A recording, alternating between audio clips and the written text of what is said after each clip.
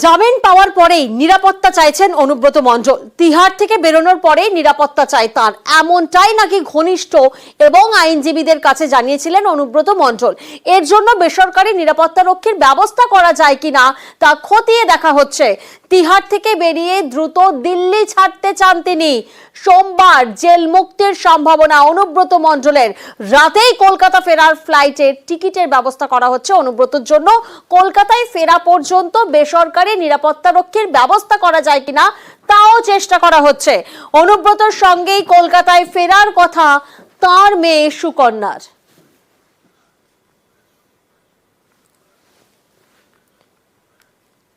আগামীকাল জেল মুক্তির সম্ভাবনা অনুব্রত মণ্ডলের। আজ হুঁশিয়ারি শুভেন্দু অধিকারীর।